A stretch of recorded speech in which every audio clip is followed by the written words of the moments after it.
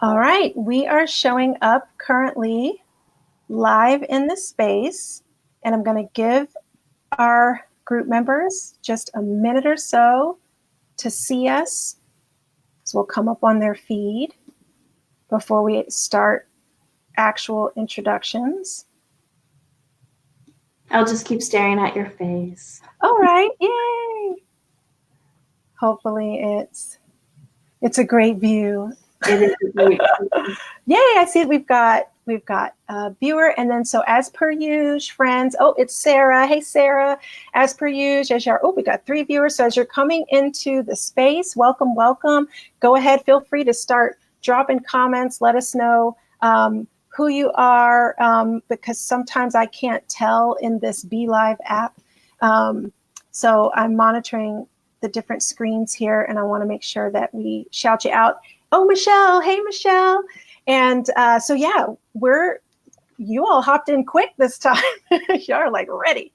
So this is exciting. So for out of respect of y'all's time and Neathery's time, we'll go ahead and get started. And just to remind everyone, this is an interactive space. So please comment, and we'll pop those up as we move through this amazing discussion, because we want to make sure that all voices and perspectives are heard throughout this. If you have any questions, any scenarios, any of that good stuff, we are here for it.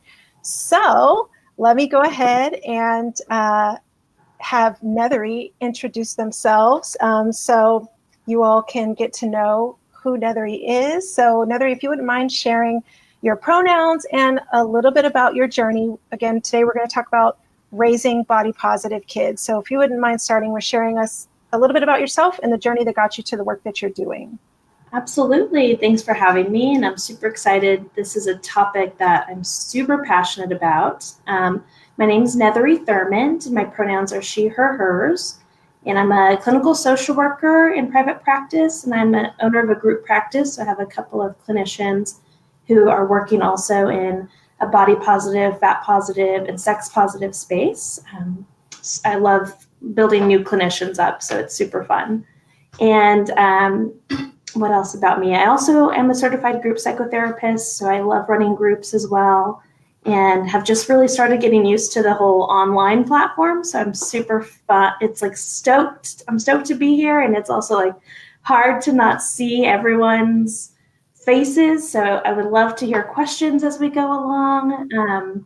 Why I'm passionate about this work is because body issues and food issues have literally touched everyone I've ever met. I'm no exception. I have had my own journey of becoming an intuitive eater again. Diet culture, which is basically the forces at large, a multi-billion-dollar, I think right now it's a $77 billion industry, that are out there to tell us that we need to look a certain way and eat a certain way, and that is opposite of actual health outcomes, that we are all impacted by it. And I have found such enjoyment of being a part of other people's journeys in finding pleasure in their bodies and pleasure with food.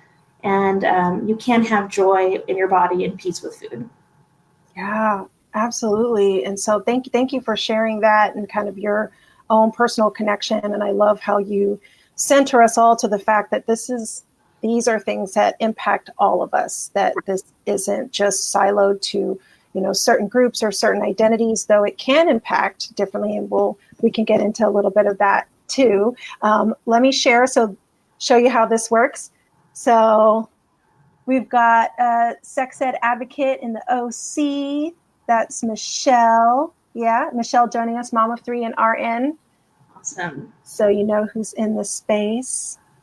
And and to give a little context to folks in terms of Neathery and I, so we're both in Austin, Texas. And so we have shared some circles in terms of in the helping professions, right? And actually Neathery's partner is someone that I used to work with in the field. Oh, there you go. We okay? Oh. Yeah, I think we're good. Yeah, there we go. So in the field of HIV and sexually transmitted infections. So we navigating this field again of the helping professions. Someone says, so recently heard the term restrictive eating diet, but person was being very defensive, so it was confusing. Learning more about that. So maybe let's start there. So terms when it comes to eating and diet even, right? So there's so many terms that we've come up to understand, and that can look differently for everyone, both culturally and just in own homes. And then there are maybe some terms that some of us haven't heard. So can you help calibrate us to some of these terms like intuitive eating and restrictive diet? Of course. And I want to preface is that because we are all impacted by diet culture, that most of what I'll talk about today is very radical, that it is an approach that is not mainstream, unfortunately. And it is, I also want to say it is definitely rooted in research and science. And I won't comment specifically on articles, but if anyone does want the research, I'm happy to send over all of the articles that I have at my pleasure, at my leisure right here. So just know that I will be talking about things that may sound confusing just because it's not the norm that we've been hearing. It's not the narrative. And we're used to that here at Sex Positive Families. So. Absolutely. We're in good company here, right? We're definitely changing the world here. So terms about dieting. Dieting is basically now anything that, I do call it restriction. It's basically just deprivation. So, and listening to external, anything external. So it could be a diet book. It could be a celebrity. It could be some Instagram posts. It could be listening to anything outside of yourself. So what we're trying to do with intuitive eating is bring back the connection that we are innately born with, of recognizing our own bodily cues, of hunger, fullness, of satiety, what we like, what we don't like about food, satisfaction, and also taking care of our mental well-being by connecting to that body awareness. Okay. And so, so when we talk about, so I kind of a question about intuitive eating, because this is something that was new to me, and I've been on my parenting journey for 2 decades now, but my beginning of my journey very much was informed by what I had grown up with, which was a lot of power struggle and control associated with food and with eating. And also kind of this narrative of, we've worked so hard to provide for you. And so by you eating everything that's on your plate, you're proving to us, that you appreciate. And so that landed differently for myself and for my sister, right? And so I feel definitely with sex positive families, there are so many different stories that people are coming into parenting with in terms of how they grew up understanding food and their relationship with food. So how can parents shift, the narratives around these things and create some healthier experiences, no matter how they grew up, Of course. And this is so important. Food parenting, not just parenting in general, but parenting on food is so difficult because of history, narratives, society, culture. Food is wrapped up in so many expressions of love and expressions of connection, which can be so beautiful. And if we, as adults, start to say, well, if my child doesn't eat my food, then they're not respecting me, they're not loving me, that's where it can get a little mushy. Mm-hmm. So what we want to talk about in terms of how to start working with kids and food, and at the end or in show notes, or we can post on the Facebook group, I'll have tons of resources for folks who are wanting to explore more. I realize this is only an hour, so I'm hoping to leave everyone with more questions than answers. But restriction or limiting what kids are eating or having any kinds of rules or guidelines, clean plate club, I've heard that a lot. Yeah. So restriction or forced eating actually breaks kids' own trust around food and can lead to actions of defiance. So they're starting to not be able to trust and tune into their bodies. And when we restrict quantity or even types of foods, so if we go back to food labels as food being good or bad, healthy, unhealthy, it leads to a feeling of being out of control. And it also tells our kids that we don't trust them, that I have to be the one to tell you what to do because you don't know how to handle it.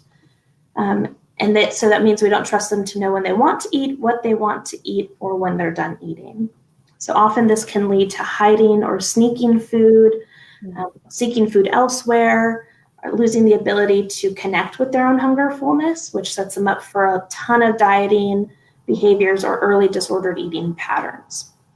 And so the concept of division of responsibility, which is the work of Ellen Satter, and I can send y'all links to that. Yeah. But the division of responsibility is what is recommended for infants all the way up until teens. And basically what that is helping guide parents through is that parents' job is to provide what food to eat, when to eat, and where to eat. It's the child's job to determine if they eat and how much they eat.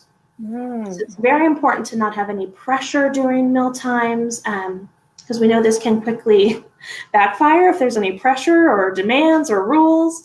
And that's when I think we get into kind of that power struggle. Yeah. And what we want to establish is clear roles and trust between parents and kids, which means creating a positive mealtime environment. Okay, so but I'm worried. My child is underweight.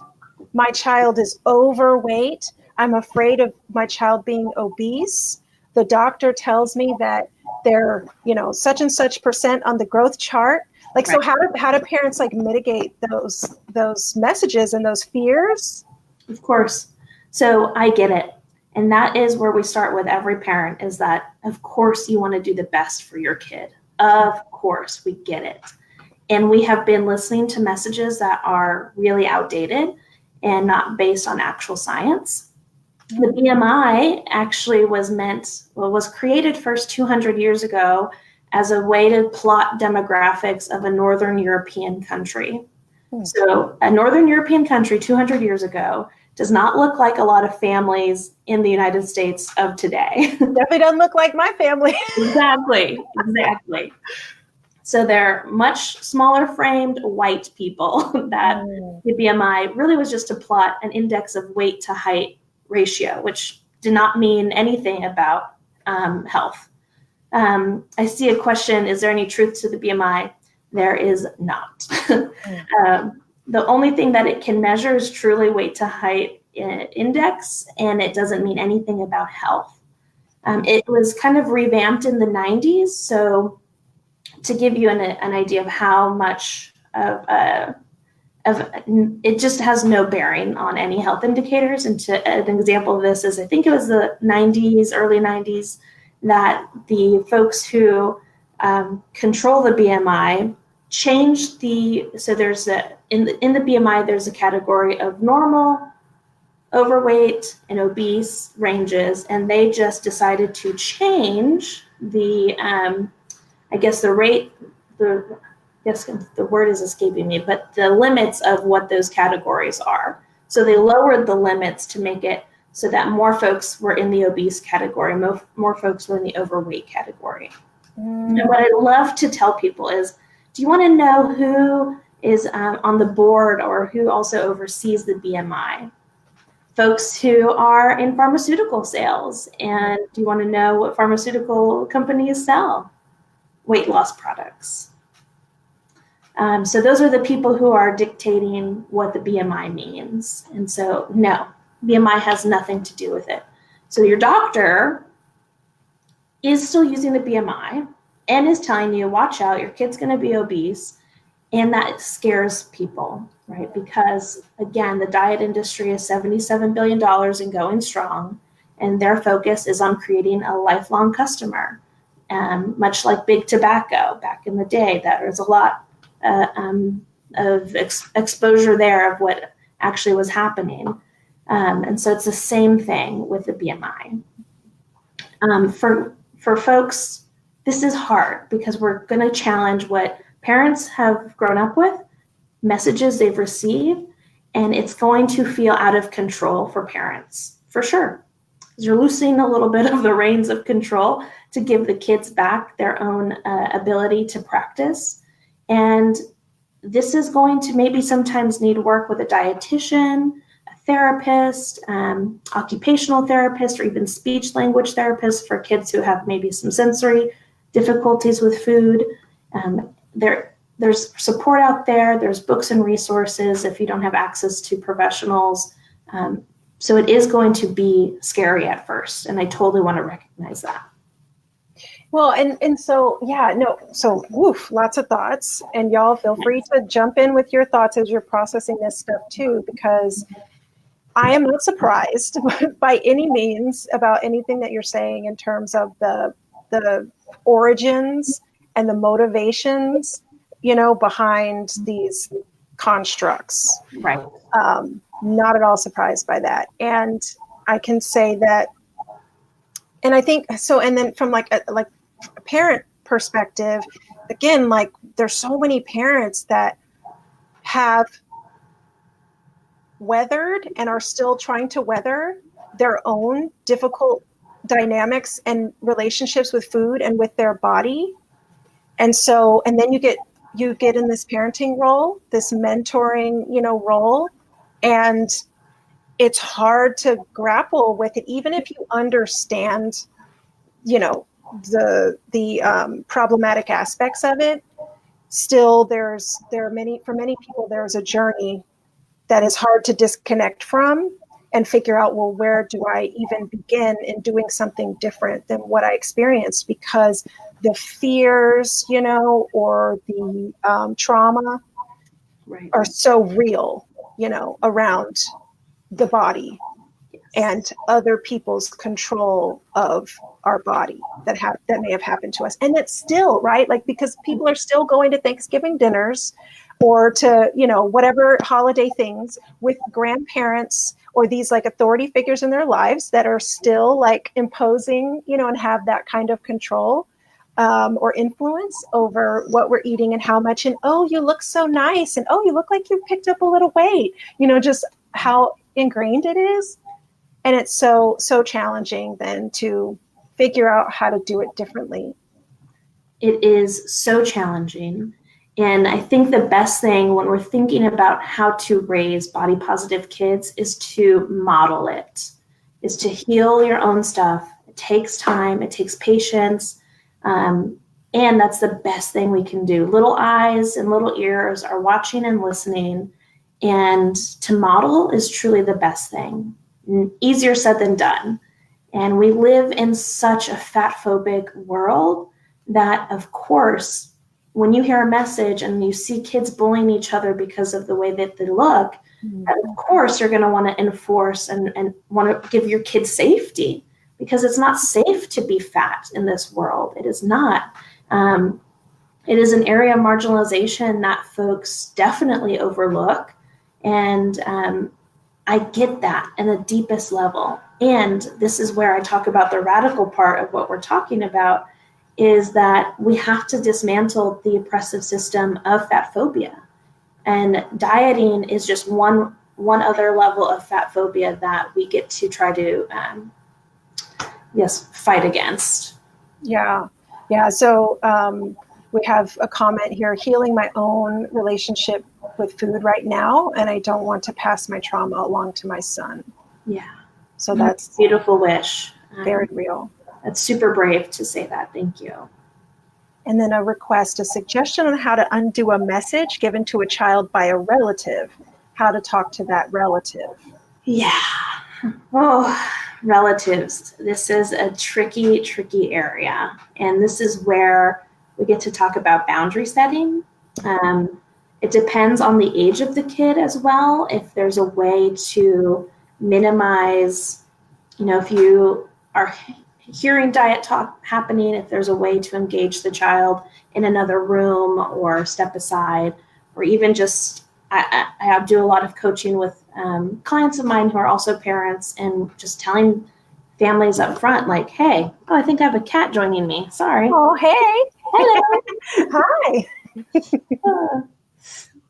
Hello, buddy. And so, yes, coaching people to talk about setting boundaries ahead of time of like, hey, this is the work that I'm doing right now with my family, and this is the approach we're taking, and really would appreciate if we could refrain from talking about bodies, food, and appearances, and hopefully a family and relative member or friend or anywhere you go would respect those boundaries.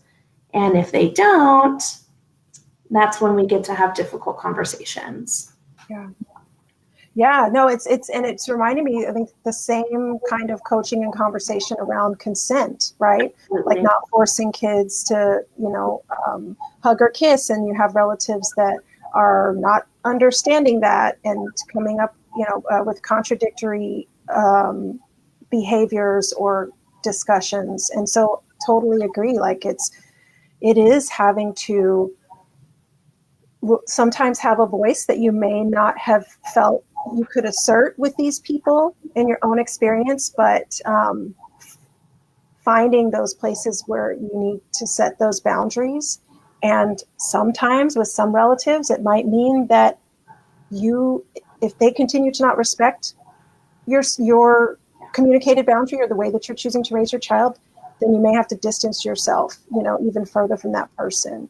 Yeah, and it's hard, but it's hard. And I can tell you from a provider perspective, so I specialize in eating disorders. I forgot to mention that part. And I work with teens and adults. My youngest right now is an 11-year-old, and it is life or death, really, because dieting behaviors, there's studies that show teens who diet even moderately are 5 times more likely to develop an eating disorder, and teens who are more severe in their restriction or dieting are 18 times more likely to develop an eating disorder. Mm-hmm. And eating disorders are the most fatal mental health diagnosis out there, which it is life or death. And so it is, you might feel uncomfortable saying, oh, hey, we actually don't make comments about body size, and we don't label food as good or bad. And it can seem really innocent if a mom is a grandparent or aunt or uncle or whoever is forcing kids to eat and clean their plate. Like, you have to, before you get up off for the table, you have to eat all the food. All of it matters. Every little bit matters. And so I want to encourage parents who are listening it's okay to set those boundaries. And I know that it's hard. And if you need support, there is support out there for you. Yeah, totally. Going to front load the relatives before the next gathering. Boom. Love it. You can even send them the link to this taping or the resources I send y'all later. Send an email, mass email, like, hey, we're coming out. We're a body positive family, and this is what's up. Yeah, absolutely. Yeah, like just not having shame over the way, or allowing other people to shame you for the way that you are guiding and leading your family. Because for many of us, we know what it's like to do the opposite. Like, we experience the harm, of one way, and we're, taking charge and saying, we've got this, we're going to do this in a whole different way. And so that we can see a different result. Absolutely. All right. So they're moving us along to our next question. What are your thoughts on the new Weight Watchers app for kids? Tell us about that Kurbo. Y'all, I got to take a deep breath on this one. As I mentioned with the statistics that I just stated a little bit ago, and how it is reckless, it is unethical, it is mind-blowing that this exists right now. I thought the world could not get any more ridiculous, and it does. So deep breaths, because the eating disorder treatment world, we are just fired up about this. I heard a colleague talk about how we are working a lot with teens, with adults, healing their own dieting, their forced dieting experiences as children. And right now, that's enough. We don't need any more job security. we really don't. And I can tell you right now that this app is going to, we're going to need more eating disorder professionals in the world, because this is going to give people eating disorders. So I'm super fired up about it. And I even had a dietitian colleague of mine. She got on the app to see what it was like and logged, I'm not going to give food specifics just for trigger warnings, but logged very restrictive food intake. I mean, very restrictive. And the app was praising her for it and was logging incredible amounts of exercise. And the app was praising her for it. What she was logging was very severe anorexia behaviors, and the app was praising her for it. Wow. And so it is heartbreaking to me. Dieting does not work, and so I'm at a loss as to why now they're targeting children. The Academy, what's it called? The Academy of Pediatrics, American Academy of Pediatrics, actually in 2016 explicitly stated warning guidelines on to not talk about dieting with children, to not promote dieting with children, and that the best thing parents could do was to avoid commenting about bodies and to actually have most meals as family meals and to make them pleasant. So this Kurbo app goes completely against Academy guidelines. Wow. Mm-hmm. Yeah. I mean, like we talked about before, like with the BMI, I mean, it's like we know why, because, they're preying on, they like creating problems so that then they can create, the solutions that we have to buy, that we have to become dependent on in a very fear-based and lack way. Right. And to use children in that way is incredibly harmful, disappointing, scary. It really is. And you actually don't need any medical clearance to join. The health coaches on this app have no medical training whatsoever. So for parents out there, I would encourage doing a sweep, making sure no kid has downloaded the Kurbo app. But to give some context as to why it's not helpful for kids to be tracking their food in this way, well, it creates a sense of obsession about food intake and exercise, which is disordered eating. This is something I work on extensively with my clients. It gives the idea that food is either good or bad, which then you start to internalize, well, if I actually want something that's in the bad category, does that make me bad? And if I want to eat that and I do eat that, then I feel incredible guilt. And then typically what happens after guilt, you then restrict or deprive yourself from having the bad food. But then guess what? Your body takes over, because the body is so cool that way. It wants to keep you alive, that as soon as you want to restrict something or deprive yourself, it says, actually, we're going to want to eat that more so we stay alive. Then you eat that bad food because you want to eat it because it's totally cool and normal to eat that. And then you feel guilt and shame. And then the cycle keeps going and going and going. Wow. So we're teaching that in the app is for as young as 8, but I think I even saw you could join. I mean, who's checking age requirements at this point? So kids as young as 8, probably younger, can learn how to have an eating disorder. Wow. So I'm going to head to the comments. So it says, I feel like the harm that I experienced as a fat person growing up impacted my experience as a sexual being. I felt like something that was not a reality for me. This is not what I want for my son. I want him to enjoy his body and enjoy being a sexual being.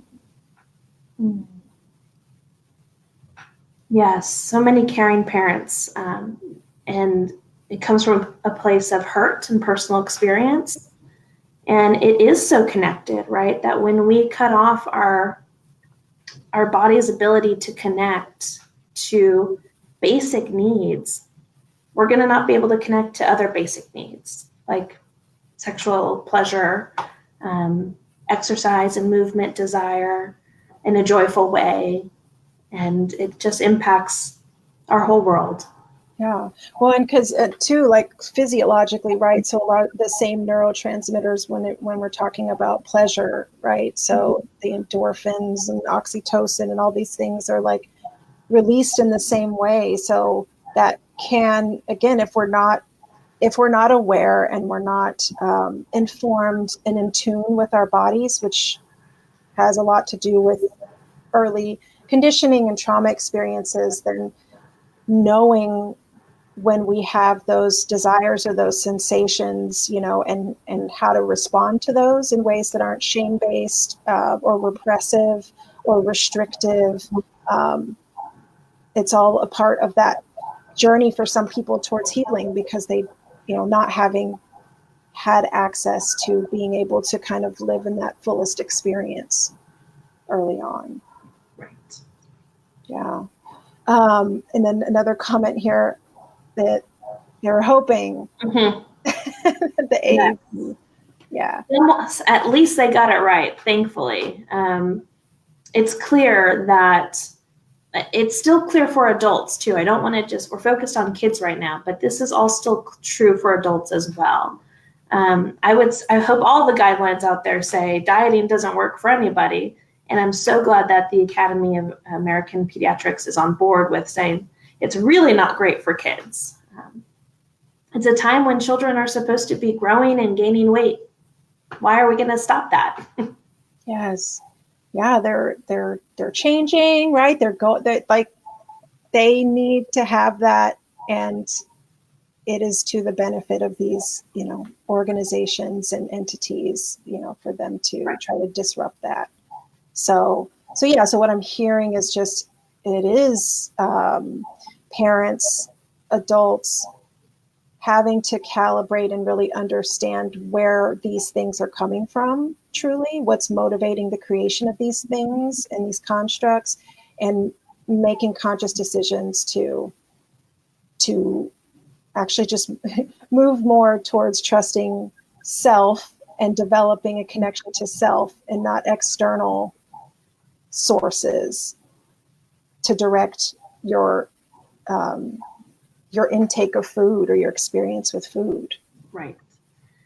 And it's so hard because this is in the schools as well. It's not just in the Curbo app. So the schools, at least in the school district here, have adopted a go, slow, or whoa food hierarchy, which is basically like the stoplight hierarchy that the Curbo app has implemented, which means there are some foods that are in the green light and the yellow light and the red light, and how they determined what goes where is beyond me, because actually milk is considered in the red light, which is like, what? That is a recommendation that children have access to calcium. Everyone needs access to calcium. And so this runs deep. This is a very challenging, mammoth-sized difficulty to overcome as a parent, because it's going to be in your kids' friends and their parents and families, and your own family and your own self, at schools, on Instagram, on apps, on everything. So it's a challenge. We're putting out fires, and it really takes having these conversations as young as possible and as often as possible. And so you're talking about like that system, for example, and so thanks for bringing that example. And because so how are parents supposed to know which recommendation or which guideline or which construct? Like, I remember growing up with like the food pyramid. Is that still like a thing? And what is that? Is that okay? And then the concept of moderation. Right. Like, how do you end up knowing, and maybe this just goes back to kind of the concept of intuitive eating. So like, how do you end up knowing what of these kind of guidelines are the correct ones or the concerning ones? Right. And so intuitive eating it takes an all foods fit approach, which means all foods are out there, barring any like actual allergies. So if you have an allergy to something, that would not be something that would be considered something you could have, and that's okay. because your body is telling you Right. that that's not a fit for you. Right. Okay. Your body is saying, I'm going to have an allergic reaction if I have this food item, so let's not eat that. And you're like, okay, that sounds great. But it's listening to the body. So an all foods fit approach is what works. And this is where working with a dietitian to get some actual support, and if you have difficulty around this, would be really helpful. So let's say for folks that don't have access to a dietitian, so let's just baseline it there. So for people that don't have access to a dietitian, how do they navigate this? Yes. So there's in the resources that I'll share, there's some Instagram accounts to follow, and there's books, intuitive eating books. There's intuitive eating for teens, and then Ellen Satter's work for division of responsibility is really helpful. So what you want to do is to be able to offer kids a variety of everything, and that nothing is off limits unless it is something that they're allergic to. Okay. Of course, there are, and this is out of my purview, there are nutrition requirements that I know dietitians are more familiar with than I am. It is a quick search online. Like I know a lot of dietitians use some guidelines from WIC as well. But generally, you want to have grains, protein, fat, veg, fruit, calcium, like a dairy option. And then some people call them play foods, which would be anything that is like not as nutrient dense per se. And so those are foods that might be considered bad in diet world, like so Little Debbie. Candies, Little Debbie, yeah. Little Debbie and all Little Debbie's things. Yeah. All of that. So making space for that as well. Okay. So what about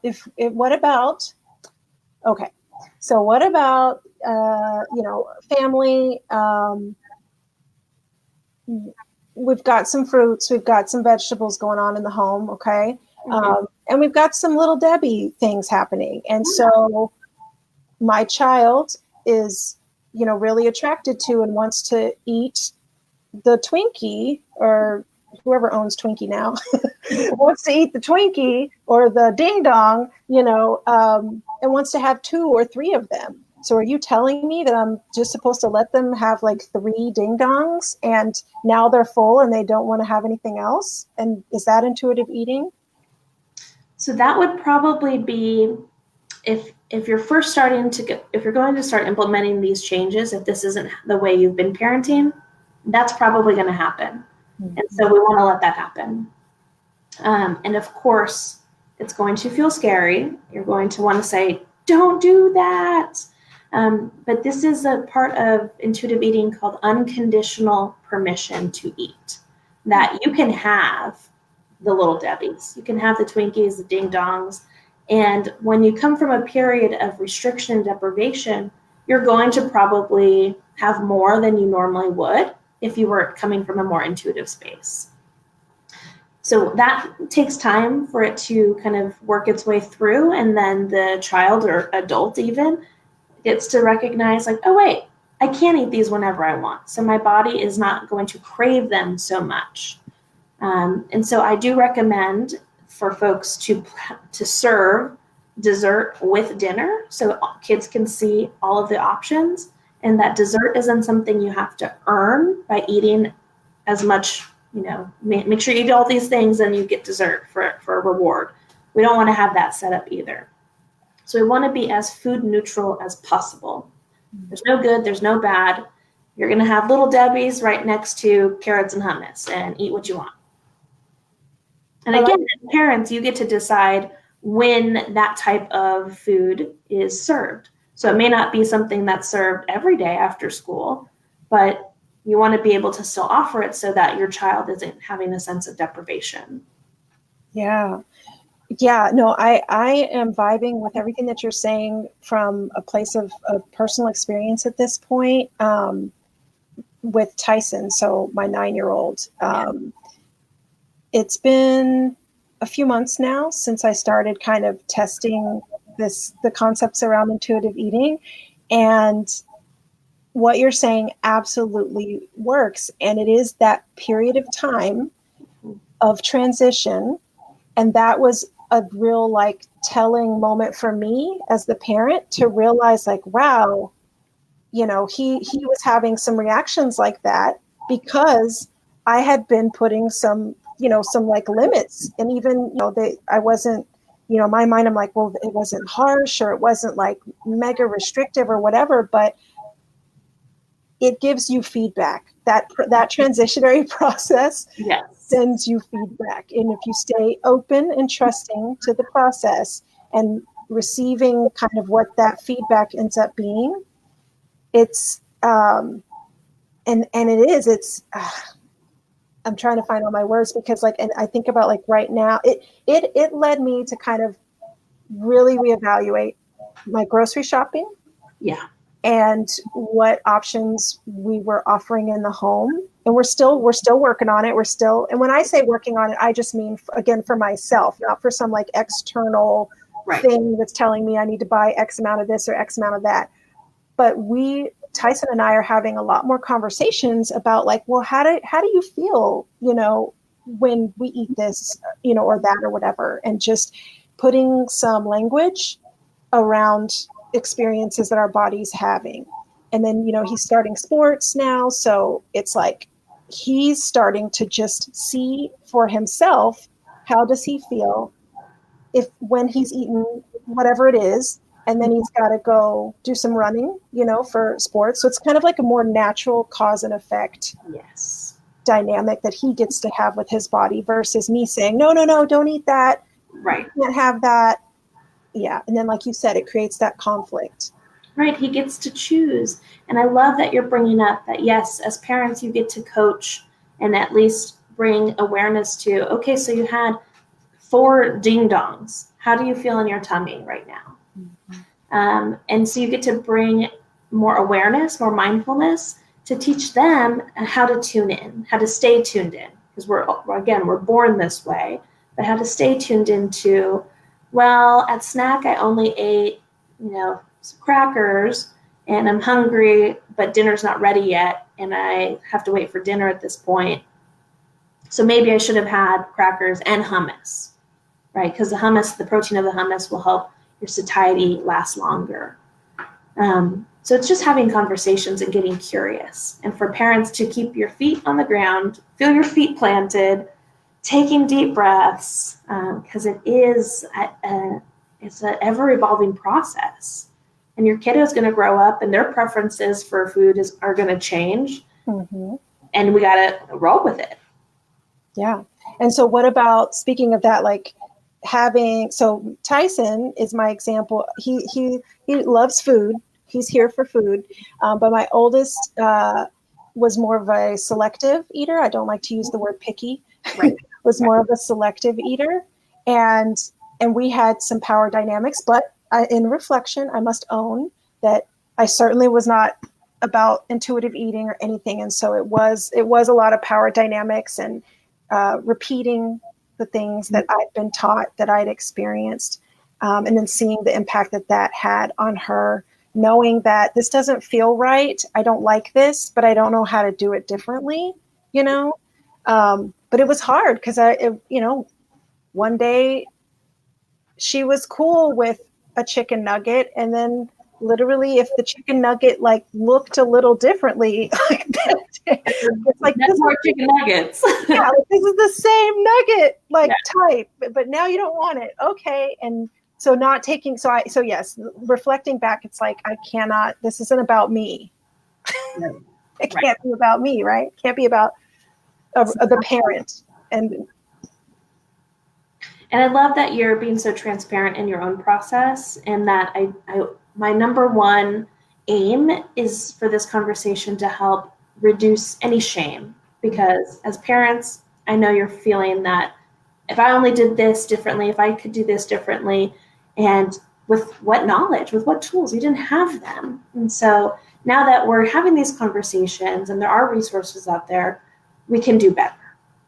And this is a learning experience for all of us. This is, again, super different and radical. So I just want to name and appreciate your vulnerability in sharing that okay, we're going to get it wrong, and that's okay. So with kiddos who are more selective eaters, which is a great term that actually is preferred to be used out there than picky, it has such negative connotations, is that it can take about, I think, up to 30 or more times for a kid or teen to be offered a new food for them to maybe even decide to try it or even like it. So what is recommended out there is basically having time that is separate from mealtime. And this can be started, again, I'll give you resources, but they actually recommend starting this with like infants. It's called baby-led weaning. If you want to just even Google that, baby-led weaning. Okay. So is making time for food playtime, where it's either structured or just unstructured, kind of creative, just handling different foods. So it's probably going to be veggies and fruits that are handled in this way. Using like snap peas as game pieces, for example. So having some kind of board game and using snap peas and having no expectations that they actually try the food, but that they're just exposed to it, that they're touching it, that they're looking at the color, they can smell it, they can do whatever they want with it. But Neathery, we're not supposed to play with our food. Exactly. Who said that? Who told us that? No, again, radical. And I've heard some parents say, well, if we play with all that food, we're just wasting it. Well, you can rinse it and then chop it up and serve it for part of dinner later. It's totally there to be used as well. And then also getting kids to come into the kitchen and helping, age appropriately, of course. There are studies that are showing that kids who are involved in some kind of help with prepping the meal actually want to eat the meal.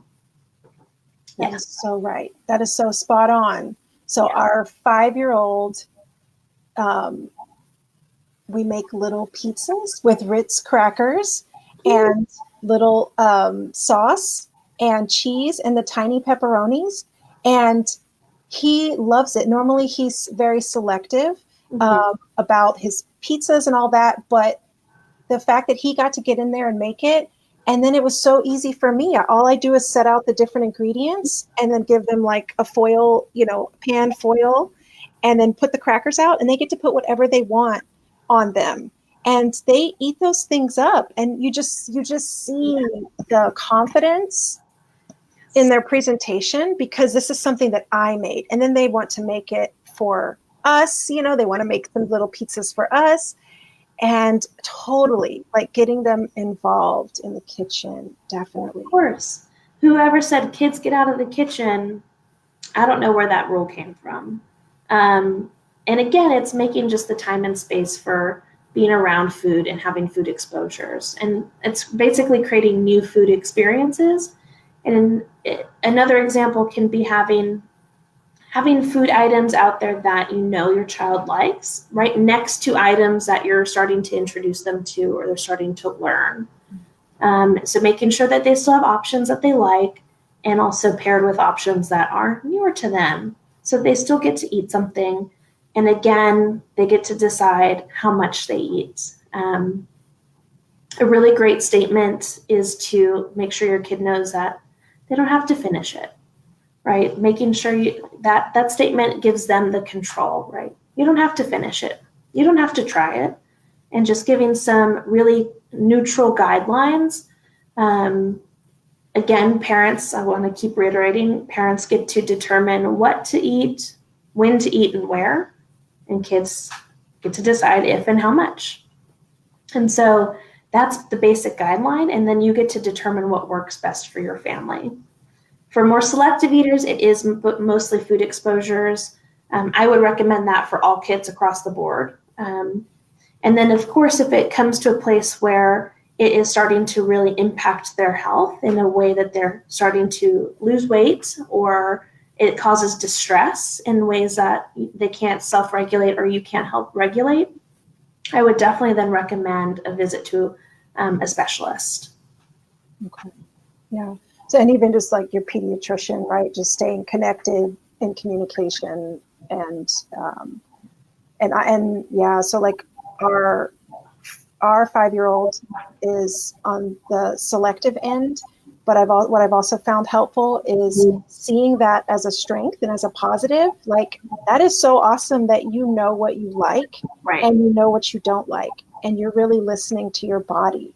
And even just like using that language out loud and those affirming words out loud both helps me spin, into the positive, and then gives him just, that like he's supported in his experience. And then it's like, yeah, I do know. Yeah, right. And like, okay, well, what would you like instead?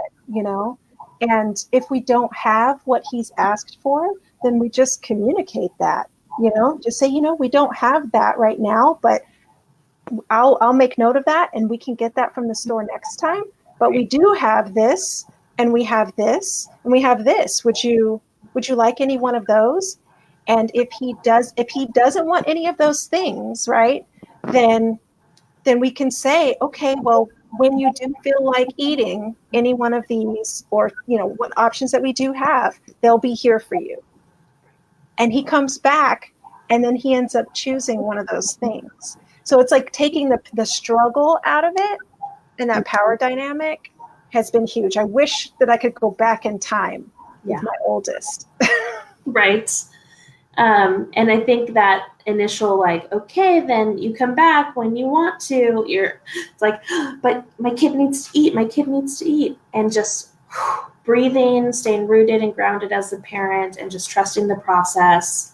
And it's, again, putting trust back into your child that they'll know what to do, with the guidelines, of course, that the parents are responsible for. And they'll come back. They do. Yeah. Yeah.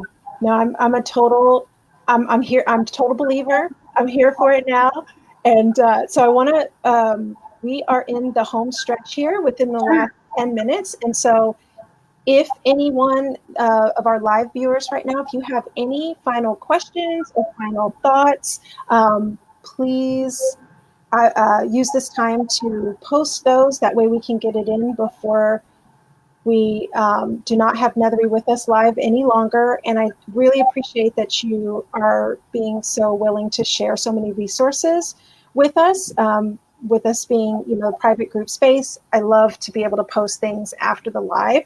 So rest assured, folks in the group space will make sure that we get those things posted. So speaking of which, do you have any like top books or podcasts or anything that you can throw at us right now?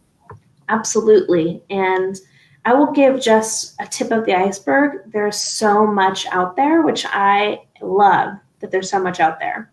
But the number one resource for how to do this would be Ellen Satter, and that's ELLYNSATTER.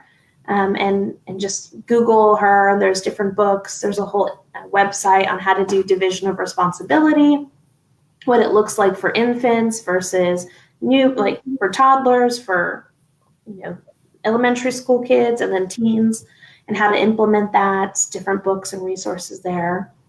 For littles, there's a Born to Eat. Again, talking about baby-led weaning. And then Feeding Littles is another website. If you just go to their websites, they'll have their Instagrams linked and different resources, blogs, just connecting with the folks in general. Number one other recommendation would be Intuitive Eating. There's a book, and there's a workbook, and then there's an Intuitive Eating Workbook for teens, which is fantastic. It's amazing. So I'd recommend all of those, especially if you're on your own journey as a parent, trying to heal your relationship with food and body. And then Health at Every Size by Linda Bacon. That will give you more of the science into some of the things I talked about, how the BMI is basically BS, and also how, not basically, it is. And gives you more of the research behind it. If you want more of an entry level to some of the topics of Health at Every Size, Linda Bacon's book, Body Respect, would be a good place to start. Okay. And I also love Sonia Renee Taylor and the book, The Body Is Not an Apology. We have that on our reading list. Perfect. Yes. One thing that we didn't even get to today, and that's a whole other topic is just how this is merged in with social justice, and the different ways that health at every size, and then I think I mentioned this, but it comes from a place how weight is not an indicator of health.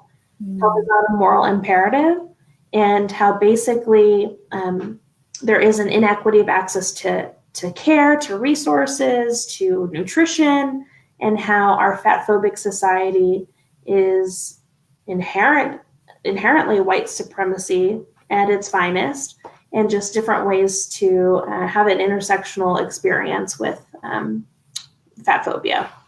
Yeah, Black and brown bodies for sure are under attack. Absolutely. Absolutely. So we didn't get to that, but that's a whole other topic. Yeah, we've got, I know. These hours, they go by so fast. It's like, oh, we're done already. Wow. I know. It's so good. It's so rich. Thank you for all of the information that you've given. We do have a question. Yeah. How could I initially discuss or introduce this with my 8-year-old? 8-year-old. So I'd recommend parents read a little bit more on their own, get more of an understanding, do their own processing of feelings that come up with making this change. And then inviting an 8-year-old at that time, you get to say, hey, the things that we've been doing in the house, I think we'll need to change. This is what I'm thinking about. And making it a collaborative experience, and also saying, let's try it out. This is what I am thinking that we can do in the house.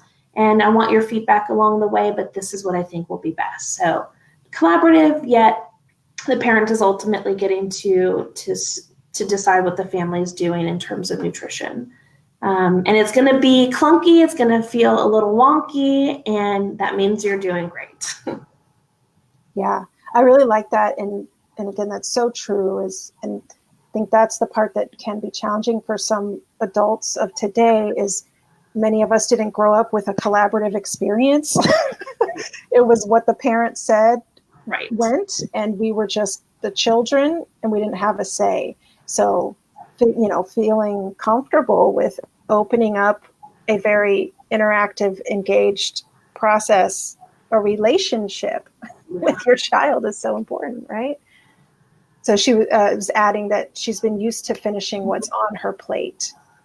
Yeah, and so this is a great thing to start to have discussion about. And there's some worksheets out there on the resources that I've sent y'all. People have resources on their websites. But there's some worksheets you can do. For 8-year-old, you can also help them start to tune in to their own hunger fullness. So it might be that your 8-year-old actually is not attuned to what's happening in their body. And so then we go to start to teach them how to be attuned. So before you eat, asking them how hungry are they? As they're eating, what's the texture like of your food? Is it crunchy? Is it squishy? Is it slurpy? Helping them start to bring more mindfulness to what they're eating. And then after meal, asking them, how full is your tummy? And then just giving them language for how to describe what they're experiencing. And it will take some time for them to start to do that on their own, but that process will help them maybe catch, and your kiddo might actually want the whole plate of food. They might want seconds, and that's totally okay. They may want thirds of certain things and leave certain food items over here and want thirds of other things. That's okay. That's their call. But starting to help them have language for what their body is experiencing. I love it. It's so spot on. What, if any, do you have any events or any offerings or anything coming up that you want folks to be aware of? I would say just please go follow me on Instagram at Neathery Thurmond, and I can send that to you too. I post all the latest and greatest things I've got going on. Right now I have stuff that's geared to professionals that have already started. I'm doing a training group for eating disorders. And then if you're in Austin, Texas, nearby Austin, or want to come visit us in Austin, Texas, I'm president of Central Texas Eating Disorder Specialists, and we're bringing Linda Bacon, who is the founder of Health at Every Size. And Linda's going to come talk and do a training for a full day here in Austin on body liberation, how to survive and thrive and transform an unjust world.